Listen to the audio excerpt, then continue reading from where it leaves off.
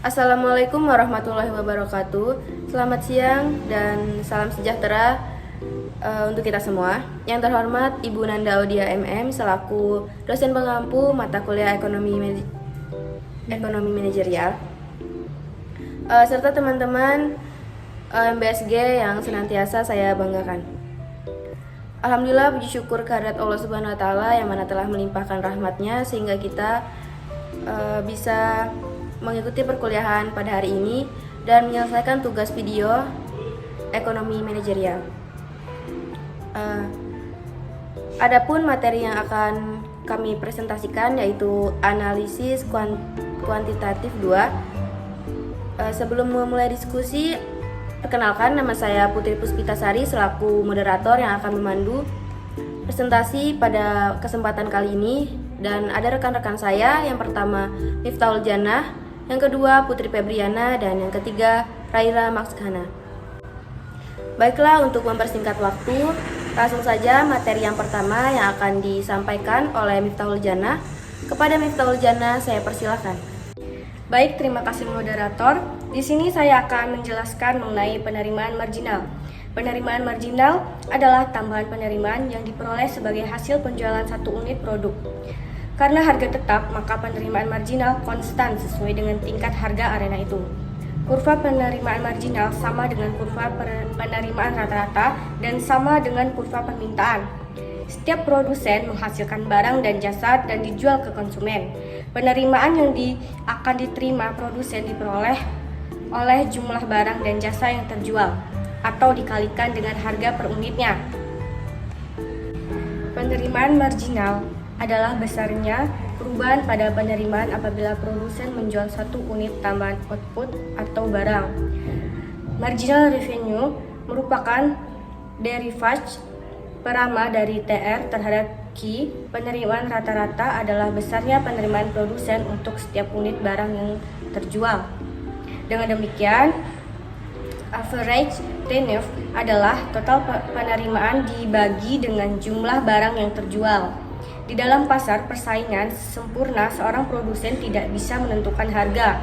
Produsen hanya sebagai pengambil harga. Jadi, harga merupakan besaran yang sudah given atau merupakan konstanta. Seorang produsen pada pasar monopoli dapat menentukan harga jual atas barang yang dihasilkan. Produsen berperan sebagai penentu harga atau price maker.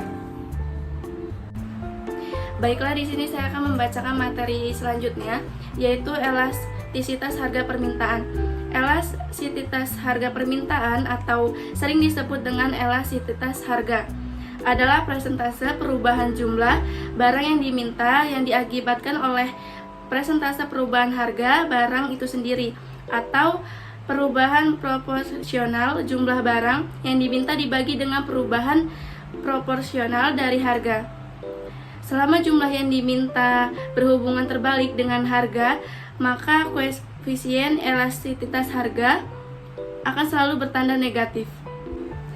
Agar nilai negatif dapat dihindarkan, maka tanda negatif seringkali dimasukkan dalam rumus elastisitas. Beberapa faktor yang mempengaruhi elastisitas permintaan.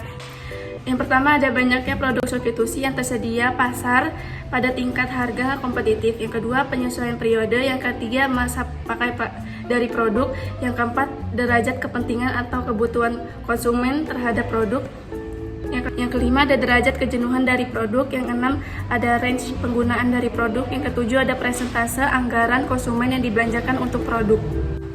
Elastisitas silang yaitu permintaan yang hanya berhubungan dengan satu jenis barang saja.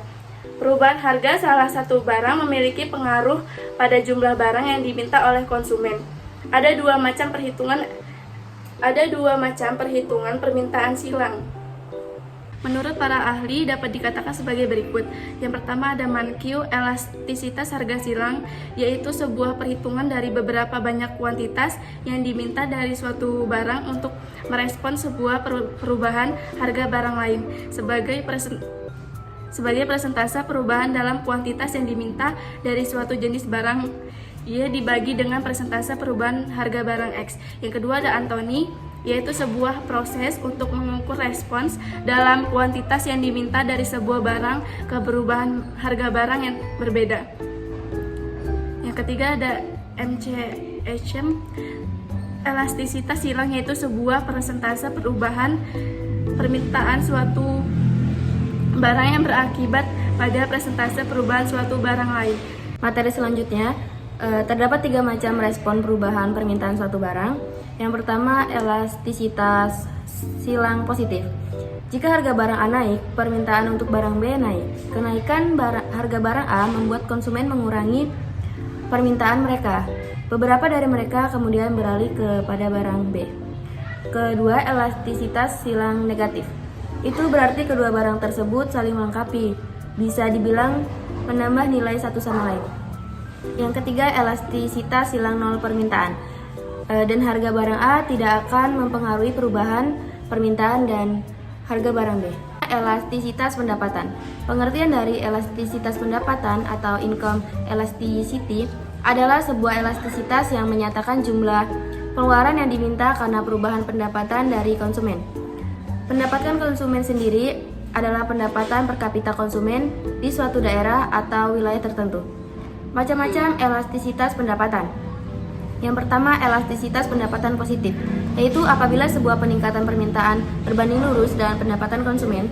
Yang kedua, elastisitas pendapatan nol, yaitu apabila pendapatan konsumen tidak mempengaruhi perubahan pada permintaan suatu barang. Yang ketiga, elastisitas pendapatan negatif, yaitu apabila permintaan harga barang kebutuhan menurun akibat peningkatan pendapatan konsumen. Ada faktor yang mempengaruhi elastisitas pendapatan. Yang pertama, jumlah konsumen. Semakin banyak jumlah konsumen terhadap kebutuhan barang maupun jasa, maka semakin tinggi permintaannya.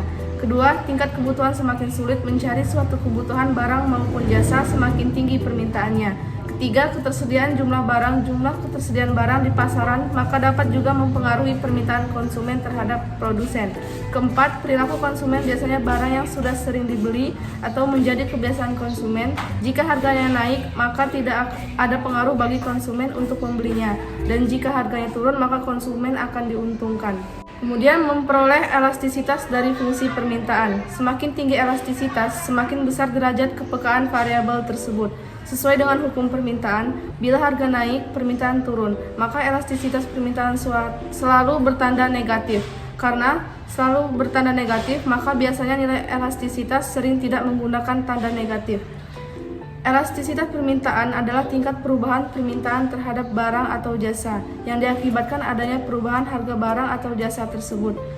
Elastisitas permintaan terjadi ketika harga suatu barang atau jasa berpengaruh besar terhadap permintaan konsumen.